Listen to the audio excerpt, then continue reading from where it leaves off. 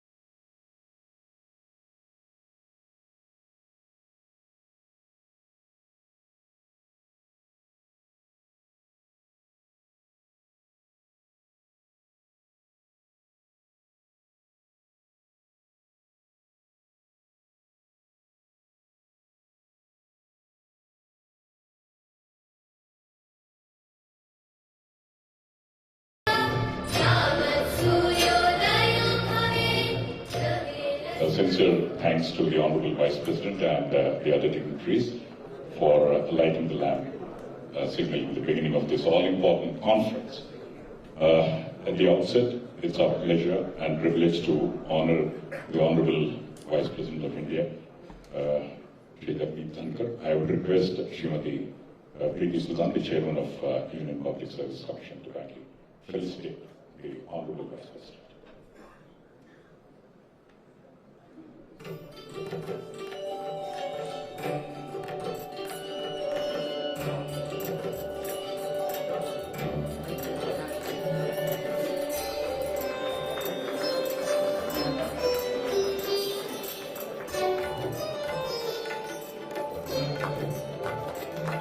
Hearty welcome to you, sir.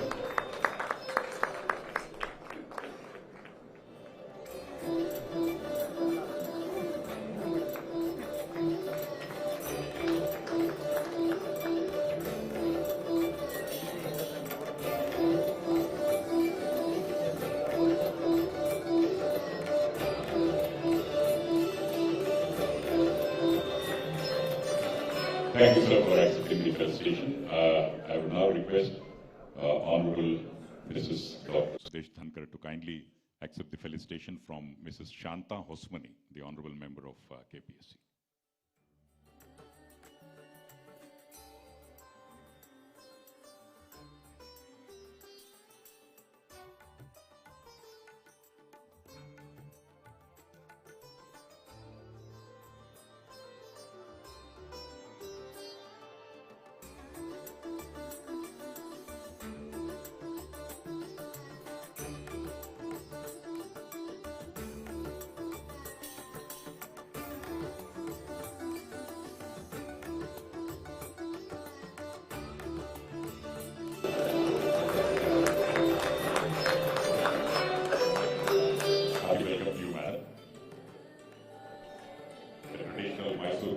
Which signifies the glory of Karnataka.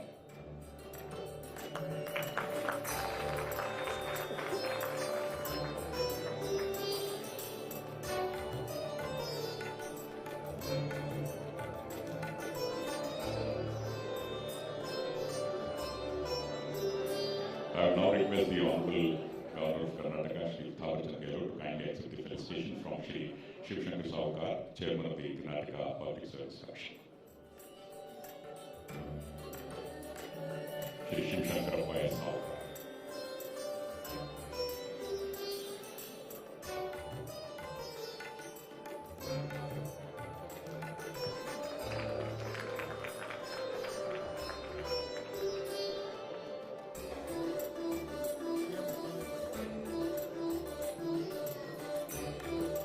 Dhanyavad, sir, for accepting the felicitation.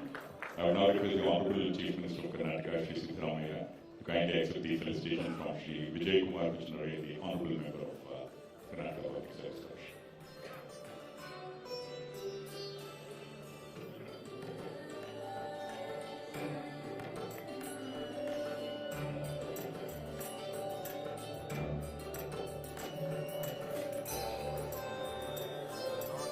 ಮುಖ್ಯಮಂತ್ರಿಗಳಿಗೆ ಹೃತ್ಪೂರ್ವಕ ಸ್ವಾಗತ ಸುಸ್ವಾಗತ.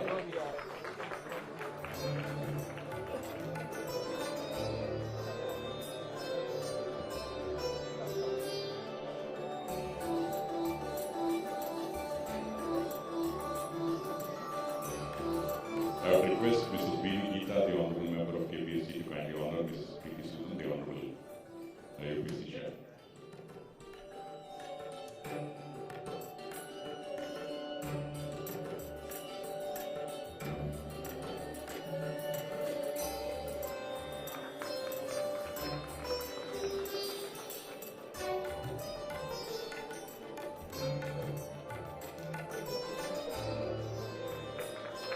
Thank you. I would request the Honorable Chairman, SPSC and Chairman of the Standing Committee, Shri Alok Verma, to kindly accept the felicitation from Shri Mustafa Hussain, the Honorable Member of KPSC.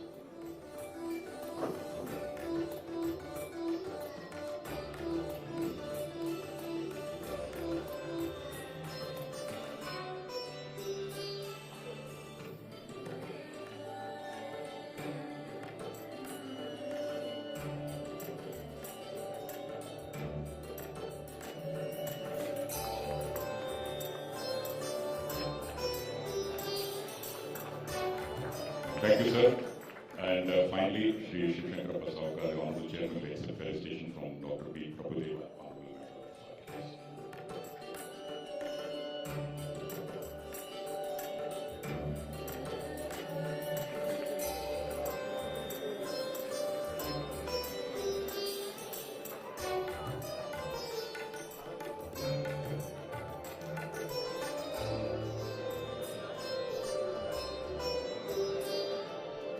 of the entire team.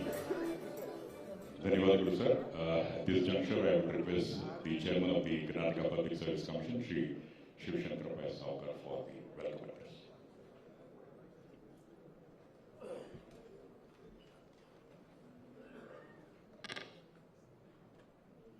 Good morning, everyone. This being 25th National Conference and a Silver Jubilee occasion requires special inauguration. This conference is a remarkable gathering of brilliant minds from Union Public Service Commission and all state public service commissions who are united in our sharp passion of exemplary public services. The purpose of the conference is to provide a forum where Union Public Service Commission and all state public service commissions exchange ideas for creating a better future for youth of India. It is our privilege to have Honorable Vice President of India, Sri Jagdeep Dhankarji, amongst us who an erudite, learned and intellectual and yet connected to roots. It is my great privilege and honor to welcome Honorable Vice President of India, Sri Dhankarji, on behalf of Karnataka Public Service Commission and all the dignitaries present here for the 25th National Conference. We are truly honored by his presence, which has made this conference a very special and memorable one. I also like to welcome Srimati Sudesha Dhankarji Madam of graces this occasion. We are extremely honored to welcome Honorable Governor of Karnataka, Sri Chairpersons, who has always guided us and has supported the Commission. It is my privilege to welcome our Honorable Chief Minister of Karnataka, Sri Siddaramaiah, who has encouraged and fully supported the Commission to organize the 25th National Conference on a grand scale. I warmly welcome Honorable Chairman of UPSC, Srimati Preeti Sudanji, who is also ex-official chairperson of National Conference of Chairpersons of State Public Service Commissions. She has been a guided light for the Commission in organizing the National Conference with continuous support. I welcome to Sri Alok Vermaji, Honorable Chairman, Haryana Public Service Commission and Chairman of Standing Committee, who is one of the persons responsible for organizing the 25th National Conference in the Anglo. It is very great privilege to welcome the members of Indian Public Service Commission and chairpersons of all state service commissions. We have accepted our invitation and are part of this conference. I also welcome the special invitees, officers, media persons, family members of the present here. Heartfelt gratitude to everyone for giving me the opportunity to welcome the distinguished guests. Thank you. Well, ladies and gentlemen, this national conference is indeed a forum for exchange of ideas and information in common areas of interest at the Conference of Chairpersons of State Public Service Commission.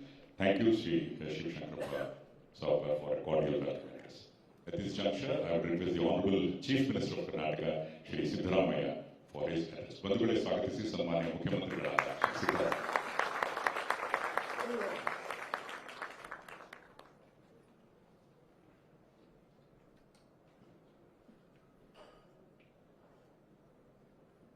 Honorable Vice President of India, Sri Jagdeep Dhankarji,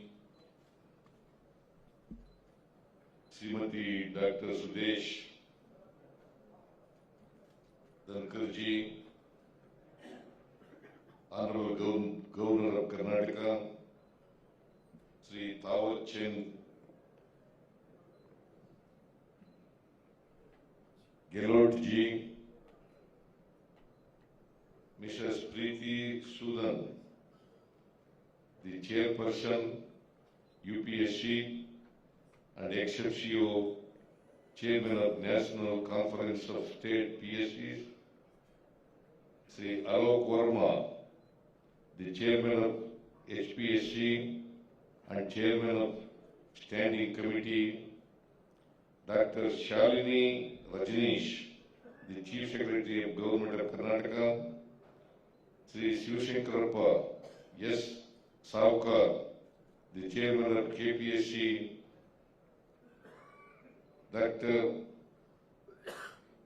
Sri Ramandeep Chaudhary, the secretary of KPSC, distinguished dignitaries, esteemed chairpersons of state public service commissions, friends from media, ladies and gentlemen, ಎಲ್ಲರಿಗೂ ನಮಸ್ಕಾರ.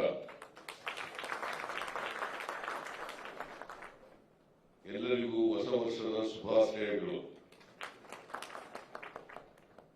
It is an honor and privilege to welcome you all to the 25th National Conference of Chairpersons of State Public Service Commissions, a proud moment for Karnataka.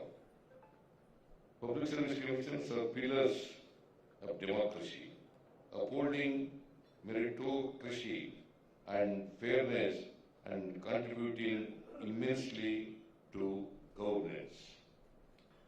Karnataka has a rich history in public administration, starting with the Mysore Civil Services examination initiated by Diwan Sir K. Sheshadri Iyer in 1892. This pioneering step set the foundation for a cadre of distinguished administrators, a legacy Karnataka continues to uphold with pride.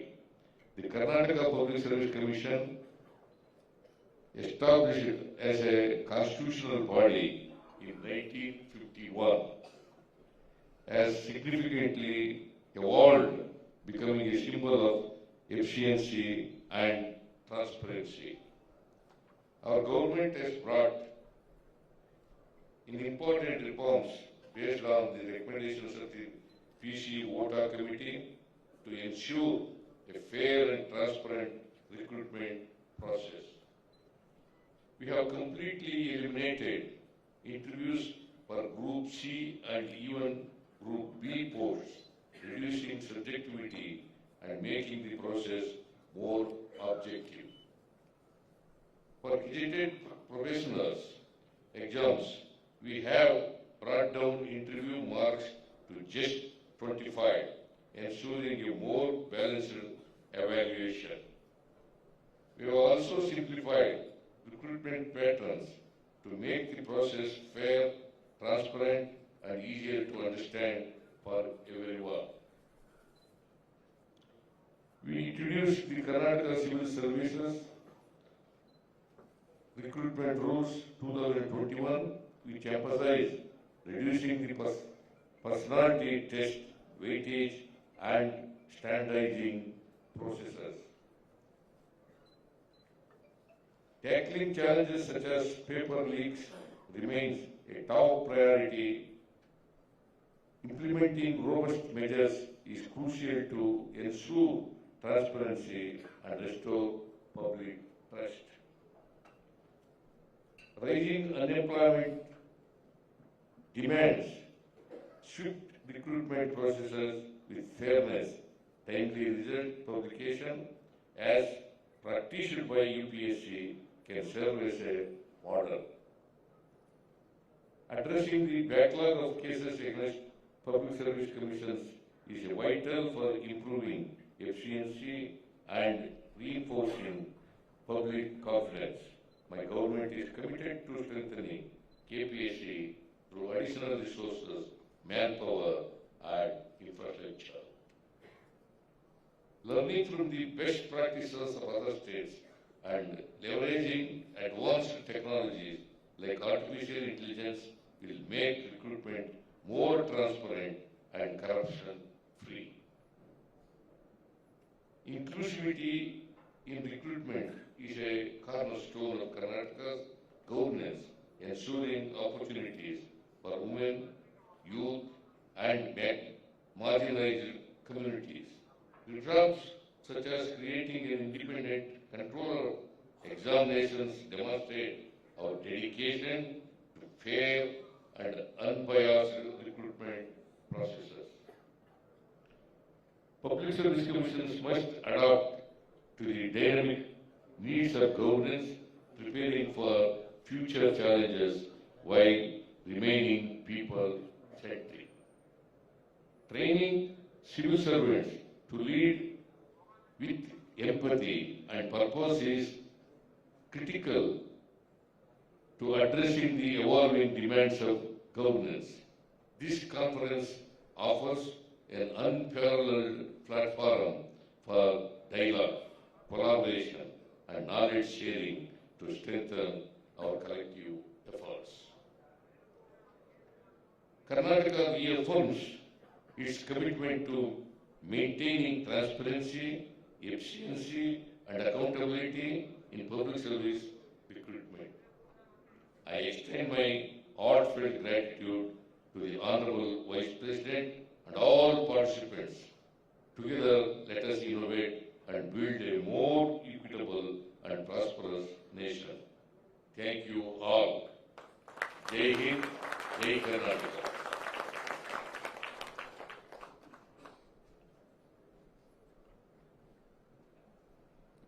Ladies and gentlemen, the Honorable Chief Minister has envisioned that public service commissions as institutions that uphold meritocracy, ensure fairness, and contribute to India's progress by selecting the best talent. Thank you, sir, for your thought-provoking address.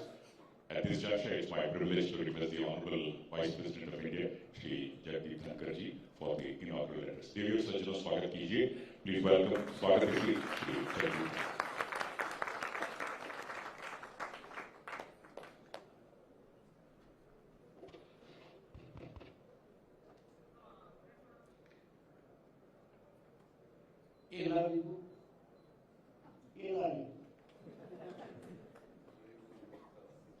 Namaskar. And ladies and gentlemen, I will never forget my period as Governor State of West Bengal for 3 years. Namaskar. And I am sure my message will be carried to the Honorable Chief Minister by Chief Minister of Karnataka that I did say Namaskar. Honorable Governor of Karnataka, Sri Prasar Bharati, a man who has lived his life in public with sterling qualities, deep commitment, and brings to the table huge experience. Honorable Chief Minister of Karnataka, Sri Felicitation, sir, a very thought-provoking address. Very thought-provoking. Curtailing subjectivity, promoting transparency, enhancing inclusivity. These are challenges. Your focus and your commitment will go a long way. You have touched upon half a dozen aspects that are critical. It's indeed a very thought-provoking, far-sighted address. And I am sure all enjoined with this constitutional obligation to address the issue of employment and recruitment, not only with the government, but in private sector, also bear your thoughts in mind. Srimati Preeti Sudan, Chairman UPSC, well, UPSC is a body that can always act as North Star for all public service commissions. Under her chairmanship, very high exemplary standards have been set. And I am sure if you analyze, it has been transformative in several ways. Sri Alok Verma, Chairman, Haryana Public Service Commission, Sri Shiv Satrapa, S. Haukar, Chairman, Karnataka Public Service Commission. When I look at his service, Saukar, in Rajasthan it has a meaning. Saukar is one who is honest, who is transparent, and who is available to you when you are in need of finances. And therefore, coming as I do from a village, Saukar ko to pranam karna hi padta hai. Distinguished members of the Union Public Service Commission, Chairpersons of State Public Service Commissions, members, distinguished audience, and I must recognize the presence of head of bureaucracy in the state, Dr. Shalini Rajneesh, and on the police side, Dr. Alok Mohan, the Chief Secretary and the DGP respectively, and my dear friends. It is indeed an occasion because this is Silver Jubilee celebration in a sense of convergence of people who are enjoined constitutionally with a very solemn task of recruitment in services that ultimately serve the public at large.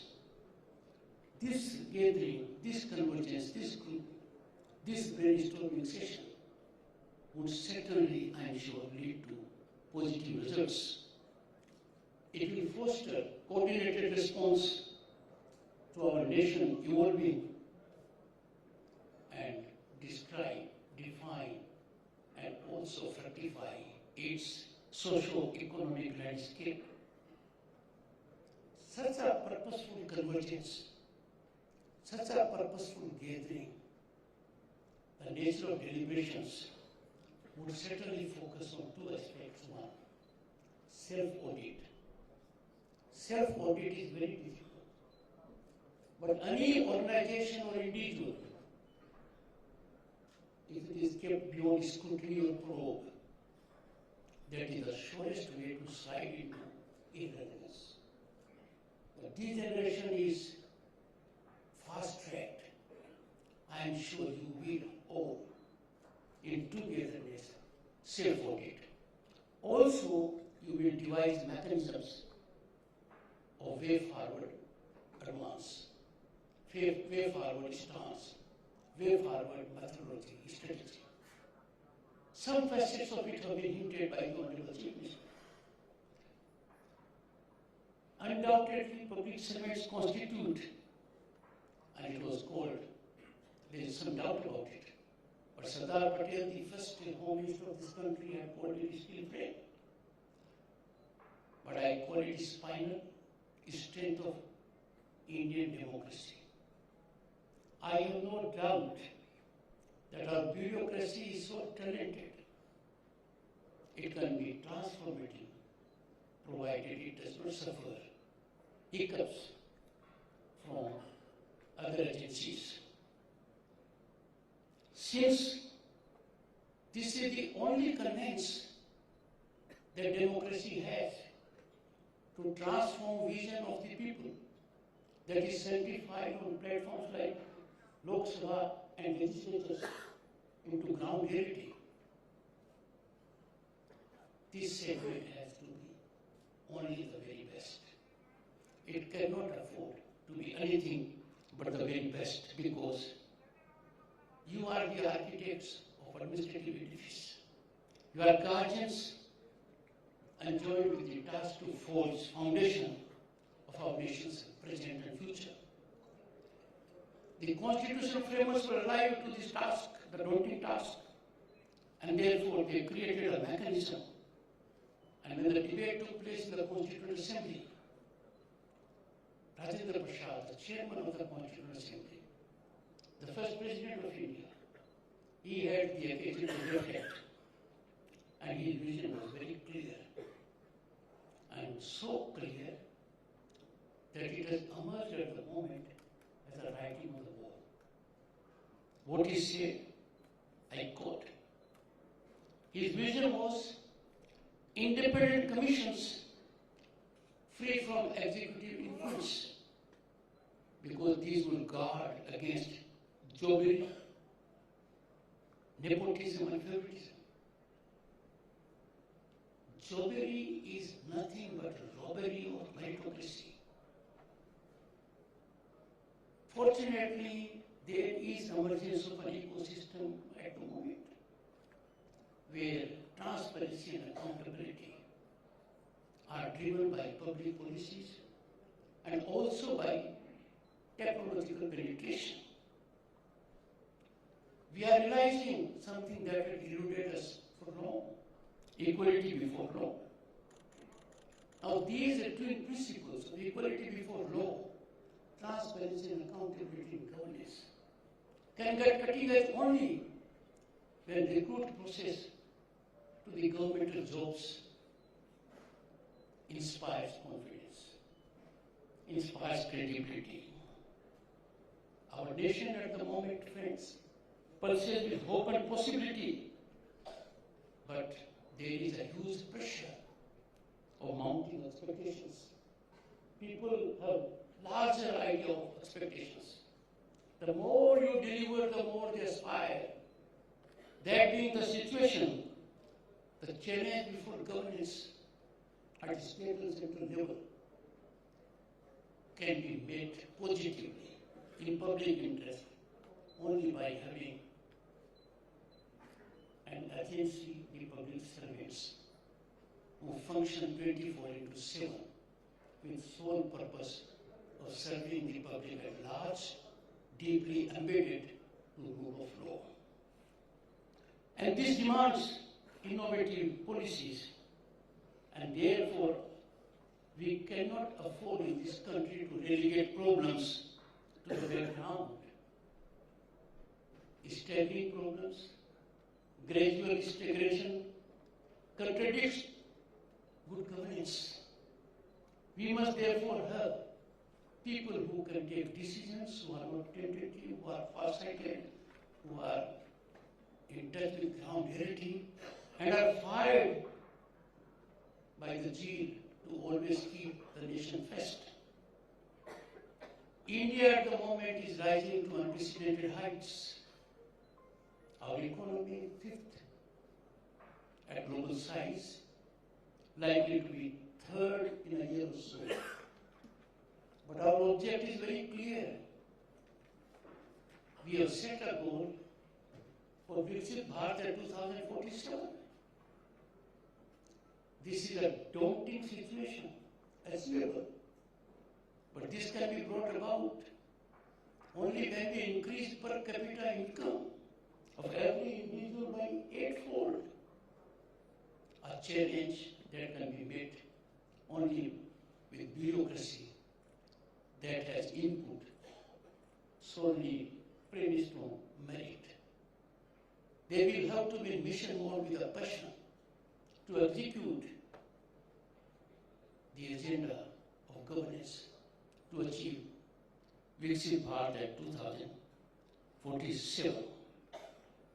Public service commissions, therefore, in such a situation play a pivotal role.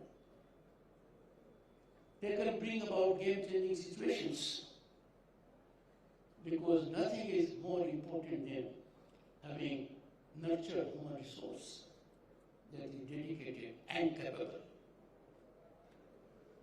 We are moving towards an era of harmony, unity, and unanimity.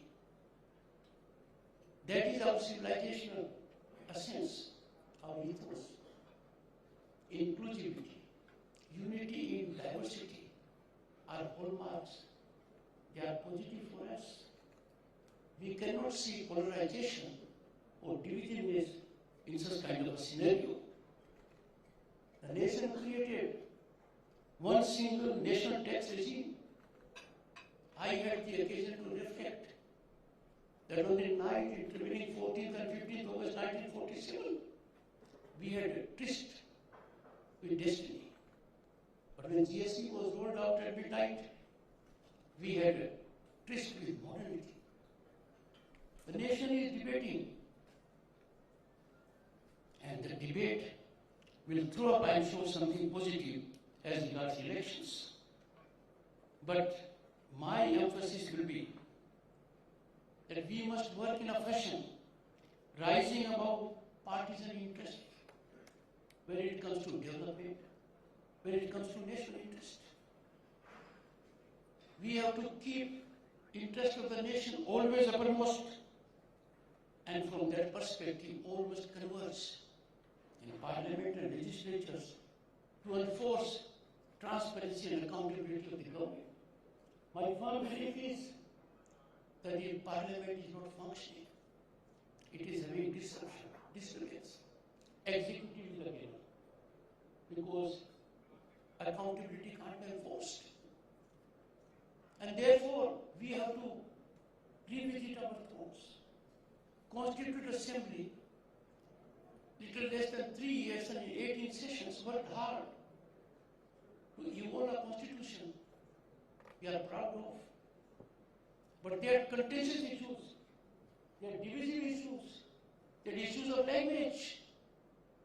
They negotiated all these tough issues against heavy wind, headwind, air pockets, difficult terrain, but by taking the course to dialogue, debate, discussion, deliberation, consensus. I strongly advocate in national interest that our polity at the moment is too divisive, too polarized. Interaction is not taking place at the premium level in political organizations. When it comes to nation, when the world is in a transformative phase, it is India's century. That century can be fully fructified for people's gain only when we have calm political atmosphere. We need political fire extinguishers. A political divisiveness, a vitiated political climate is far more dangerous than the climate change menace we are facing. And I am sure, therefore, all it lies in the kind of training we have. If bureaucracy gets ingratiated with the dispensation, or it gets emasculated for reasons, the nation pays a huge price for it. And therefore, it is obligation of public service commissions to balance service morale with bureaucratic expectations. Extensions in service, extensions in any form for a particular post are set back to those who are in line. It defies the logical principle of expectation. We have a doctrine of expectation. People devote decades to be in a particular groove. Extension indicates that some individual is indispensable. Indispensability is a myth.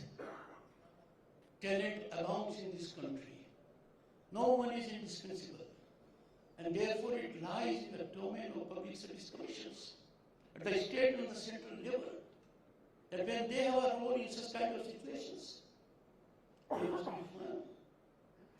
I have indicated on some occasions, then when advice is tendered by public service commissions in matters of discipline, decorum, demeanor, if their advice is reversed by the executive at the center or the state level, you must brainstorm. You are an expert body. Reversal of your advice is a serious matter. It must catalyze thinking at your end. Have you really gone wrong? If so, get into correction mode. If no, make your point known. Because if your advice is rational, well premised, well meaning, and then it is reversed, well, there can be no sanctity to such a situation.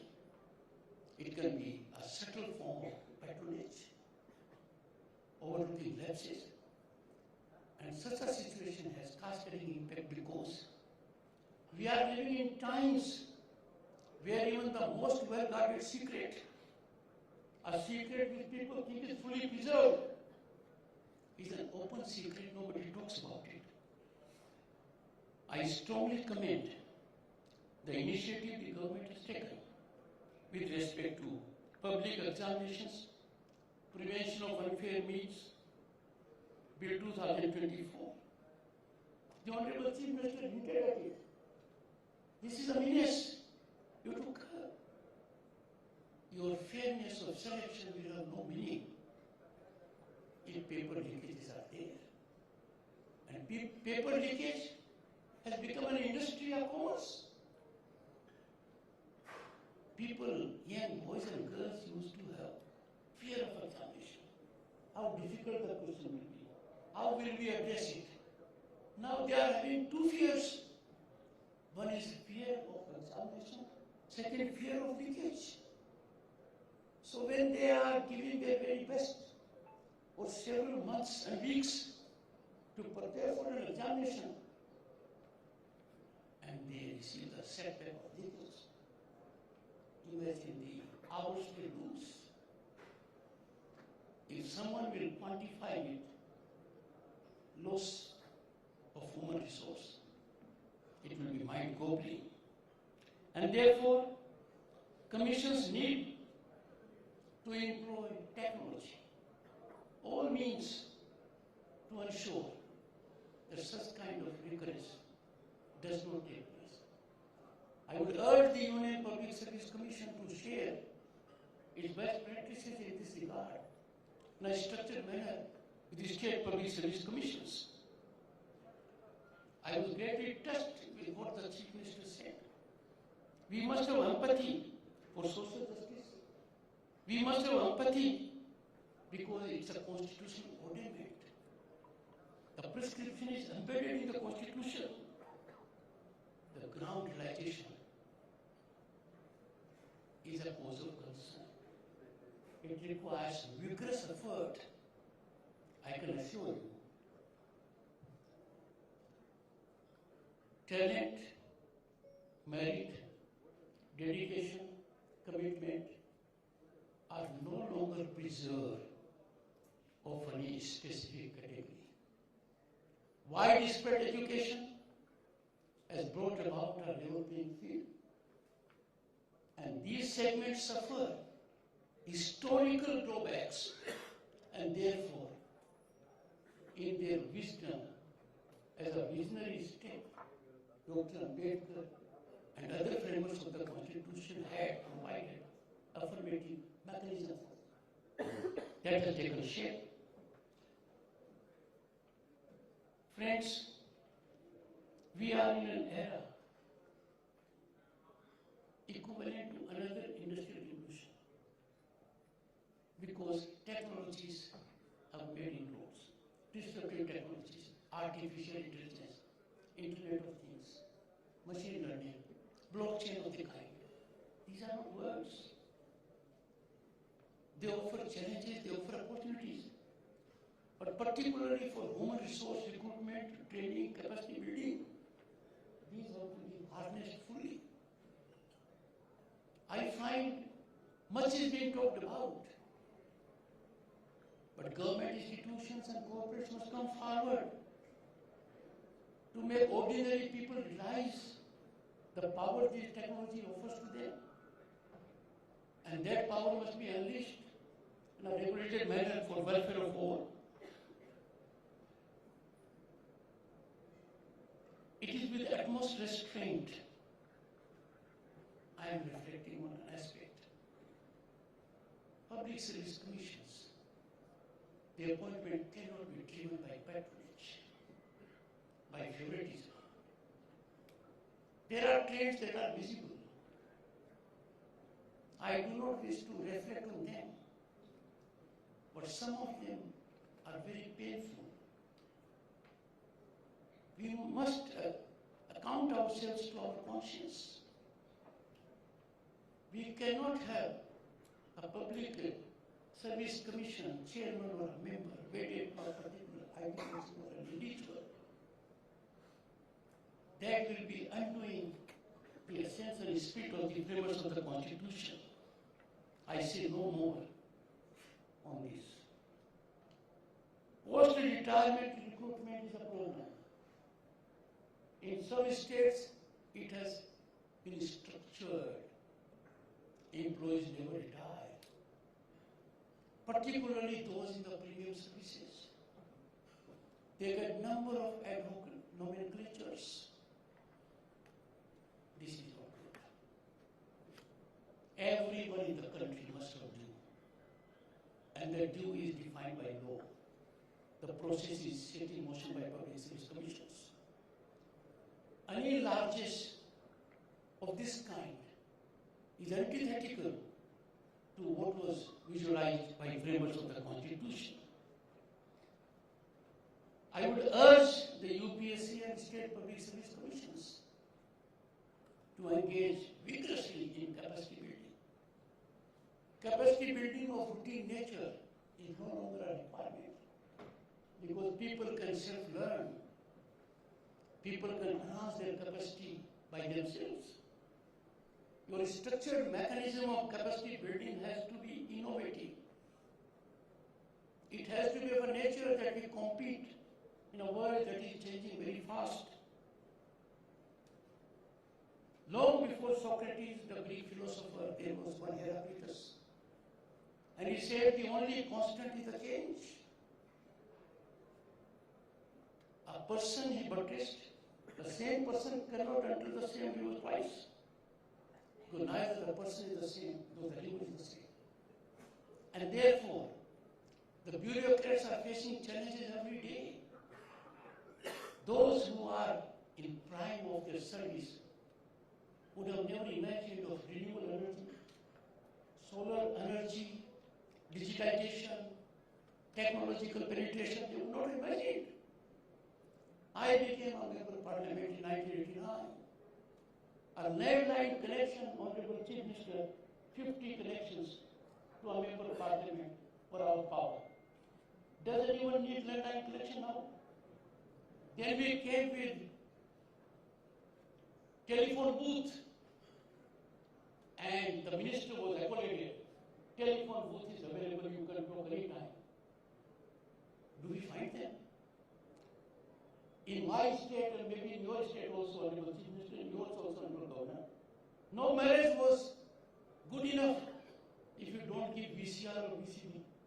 They disappear. Where our digital library is gone? The point I'm making is, we are changing too fast. We are changing every moment. We have to keep pace with it. We are on quicksand. We are on quicksand of technology. And right now, we are aspirational. We feel emboldened to tell the world we are not a nation with potential. We are a nation on the rise. The rise is unstoppable. It is incremental. We claim boldly and rightly, century belongs to us. But then, we have to work in overdrive for it. And therefore, weakening of institutions, any institution, if it is weakened, the damage is to the entire nation. Weakening an institution is like prick on the body. The entire body will be in pain. I would therefore urge, we must strengthen our institutions. States and union must work in tandem. They must be in synergistic mode. They must be in sync with one another when it comes to national interest. We are a country where there is bound to be governance of different ideologies, and why not? That is inclusivity manifestation in our society. I therefore urge from this platform that all those who are in seat of governance at all levels must enhance dialogue, must believe in consensus, must always be ready for deliberation. The problems the nation is facing should not be relegated to the background. We cannot afford any longer to have problems on the back burner, no. These will have to be addressed at the earliest. Harmony in polity is not just wish thinking, wishful thinking, a desirable blessing. Harmony is imperative. If there is no harmony in polity, if the polity is polarized, deeply divisive, with no communication channels functioning, imagine you are in an earthquake, you are lost, and you have no connection with the outside world. Things will be terrible for you.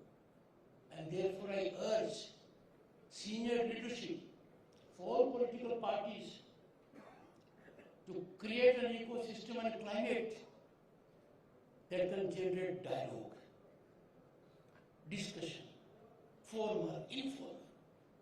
Otherwise, all efforts being taken by public service commissions, all efforts being taken by bureaucracy, the results will be downsized.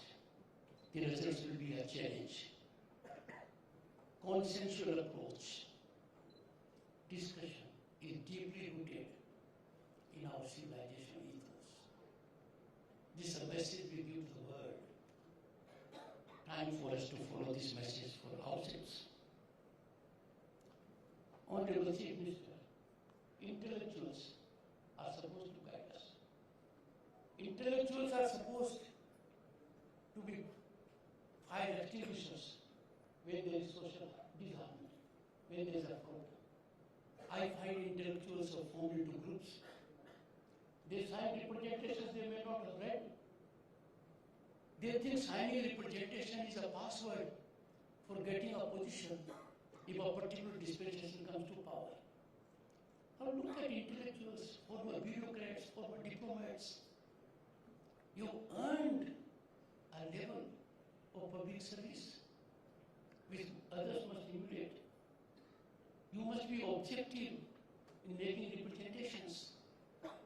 You cannot create a group to subserve your interest with change of political alignments. I appeal to them.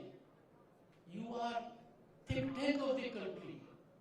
You are reservoir of talent and experience. Please use it for national good. Friends, I conclude. Heartfelt gratitude to the Honorable Chief Minister Karnataka for having taken initiative to make this conference happen in the capital city of Karnataka. The arrangements I find is excellent. The chairman of Karnataka Public Service Commission has taken initiative, approached me also, has brought about this convergence. But taste, as they say, of the pudding lies in eating. But deliberations over next couple of hours, today and tomorrow, I understand, would be extremely useful. There will be much to take back on your table, and I am sure you will get an opportunity to generate a live connect with the Union Public Service Commission and work in a manner that there is so much credibility of institutions of public service commissions that even the private sector seems to avail the mechanism to even.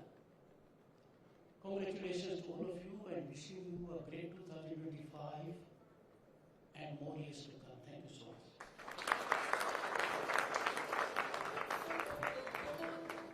Ladies and gentlemen, we are really fortunate to listen to the words of wisdom of the Honorable Vice President. Let's give a round of applause and thank the Honorable Vice President for his highly inspiring address. I would request all of you to kindly rise for the national anthem.